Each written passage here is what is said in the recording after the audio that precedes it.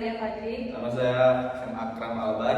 Nama saya Dewan Maulana. Nama saya Muhammad Agus Salim. Nama saya Muhammad Syafiq. Nama saya Henry Bang.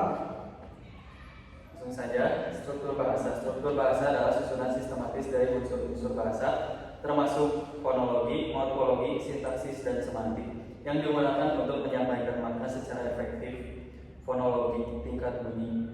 Fonologi adalah cabang linguistik yang mempelajari bunyi bahasa sebagai satuan sistem. Fonem, bunyi terkecil yang dapat membedakan makna, contoh P dan B pada kata padi dan babi. Suprasegmental, unsur seperti tekanan stres, intonasi, dan jeda yang mempengaruhi makna dalam ujaran. Misalnya intonasi naik bisa menunjukkan pertanyaan. Fungsi menyusun dan membedakan kata secara lisan, meja makan. Fungsi membentuk dan mengubah makna kata. Selanjutnya ada morfologi atau tingkat kata. Morfologi adalah studi tentang bentuk dan struktur kata. Morfem atau satuan terkecil yang bermakna dibedakan menjadi morfem bebas, bisa terdiri dari buku atau makan. Yang kedua ada morfem terikat, harus melekat pada morfem lain, contohnya ber atau kan. Lalu proses morfologis ada aplikasi, yaitu penambahan aplikasi berlari, terbang. Replikasi atau pengulangan kata, contohnya anak-anak. Komposisi yaitu gabungan kata seperti rumah sakit, meja makan. Lalu fungsinya yaitu membentuk dan mengubah makna kata. Lalu ada sintaksis atau tingkat kalimat. Sintaksis adalah kajian tentang penyusunan kata menjadi frasa, klausa, dan kalimat. Frasa adalah gabungan dua kata atau lebih yang memiliki satu fungsi. Contohnya rumah besar. Klausa yaitu gabungan kata yang mengandung subjek dan predikat. Bisa berdiri sendiri, klausa bebas, atau tidak, klausa terikat.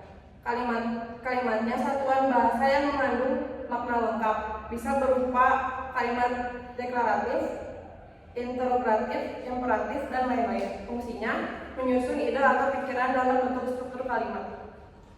Selanjutnya ada simantik tingkat makna, yaitu simantik membahas dari arti kata, frasa, dan kalimat. Makna leksikal, arti berdasarkan kamus atau denotafil. Makna konotatif, arti berdasarkan perasaan atau asosiasi sosial. Makna generatimatikal, arti yang muncul karena struktur kata atau kalimat. Makna kontekstual, arti mengandung pada konteks ujaran. Fungsinya yaitu menafsirkan dan memahami pesan dan dalam bahasa. Selanjutnya ada pragmatik tingkat konteks. Pragmatik mengkaji bagaimana konteks mempengaruhi pemaknaan bahasa. Tindak tutur, ujaran sebagai tindakan, meminta atau memerintah, dan menyindir, serta lain-lain.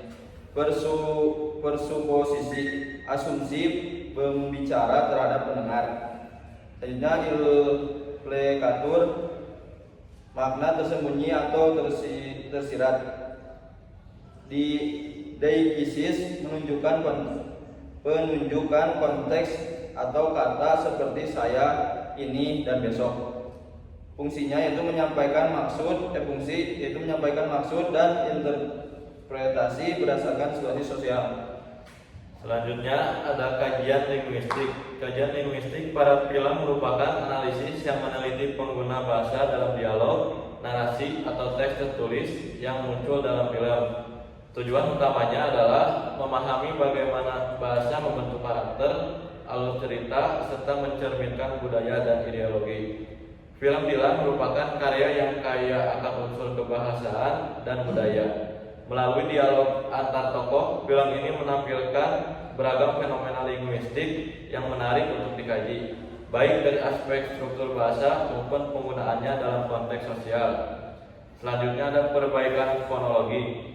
Fonologi dalam film Dilan, beberapa karakter menggunakan logat atau aksen khas Sunda.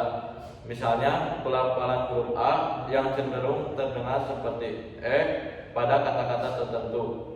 Hal ini menunjukkan identitas kedaerahan tokoh dan memperkuat latar tempat, yaitu Bandung tahun 1990-an. Lalu ada perbaikan morfologi. Morfologi itu film ini memperlihatkan bentuk kata tidak baku dan gaul khas remaja, seperti pacaran menjadi kata pacar plus akhiran an, enggak bentuk tidak baku dari tidak. Lalu akuin bentuk informal dari akui plus in. Bentuk-bentuk ini mencerminkan perkembangan morfologi dalam bahasa percakapan remaja Indonesia. Lanjut, ada sintaksis.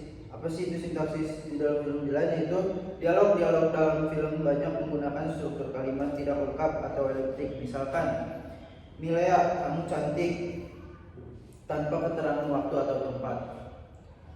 Kalau kamu senyum, bahagia aku. Susunan tidak sesuai kaidah baku, tetapi wajar secara percakapan. Kalimat-kalimat ini menunjukkan karakter informal dan ekspresif dari bahasa lisan. Lalu ada semantik. Semantik film ini kaya akan makna kiasan dan simbolis.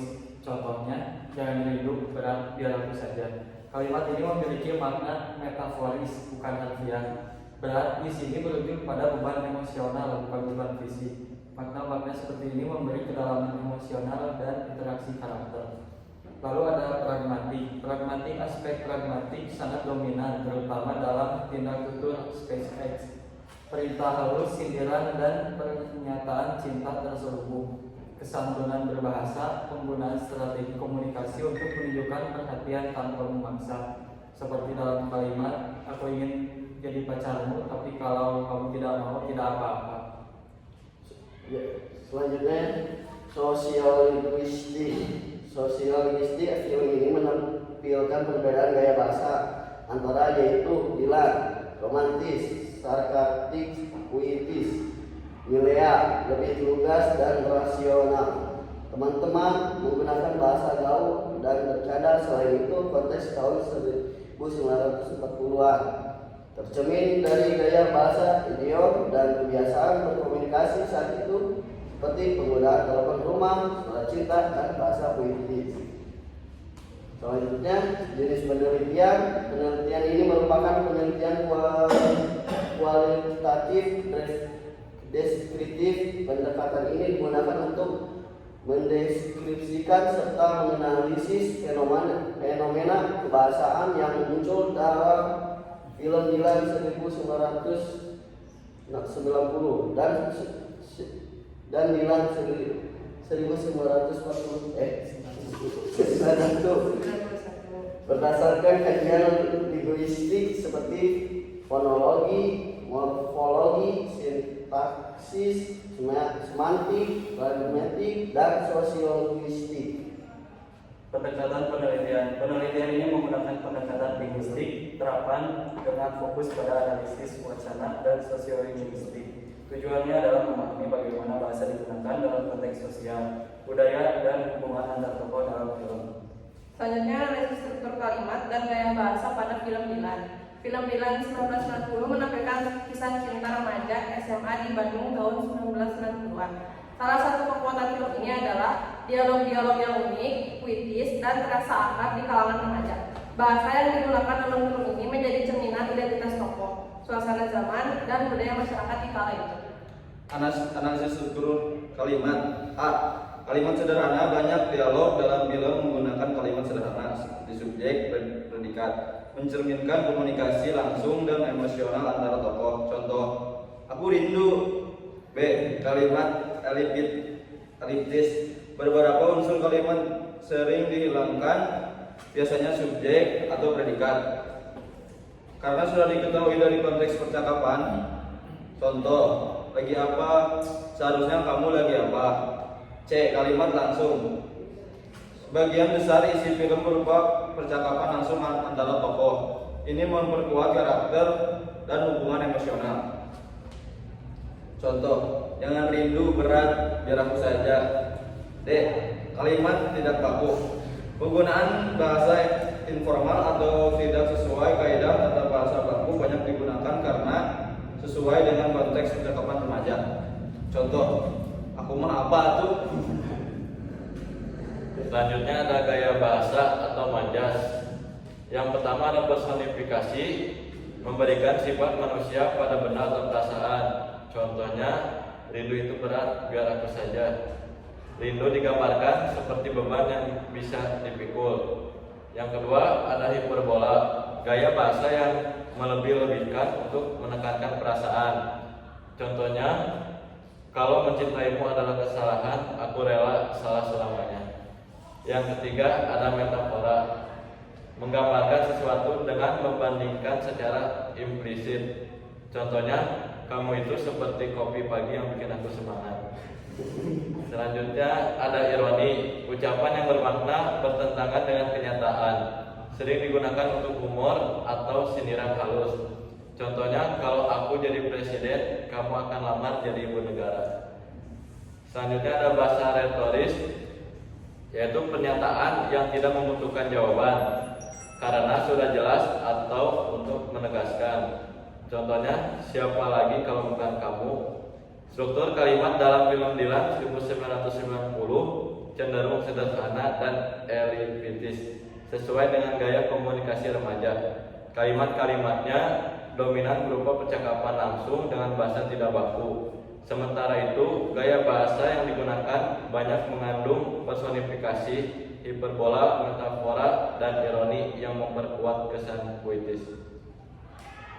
Lalu ada pengaruh konteks sosial budaya terhadap bahasa dalam film Dylan sangat signifikan. Film ini menggambarkan kehidupan remaja di kota Bandung pada tahun 1990-an.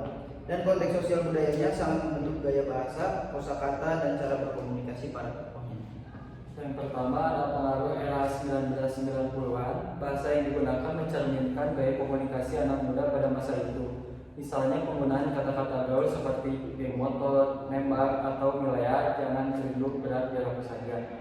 Tidak banyak campuran bahasa asing seperti di era modern. Bahasa yang dipakai lebih sederhana, lugas, dan khas remaja pada zamannya. Lalu yang kedua, budaya sekolah dan remaja.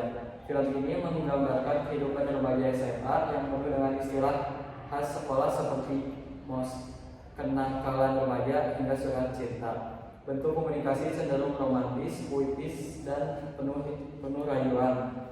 Seperti yang terlihat dari gaya bicara Dylan kepada Milea, ini mencerminkan norma sosial saat itu yang lebih ekspresif namun tetap sopan. Yang ketiga, nilai-nilai budaya Sunda dan nasional. Karena berlatar di Bandung, beberapa elemen bahasa Sunda muncul dalam dialog atau minimal nuansa kesantunan ala budaya Sunda terasa, seperti cara menghormati orang tua dan guru. Sekian dari Sekian presentasi dari kelompok kami. Bila ada kesalahan mohon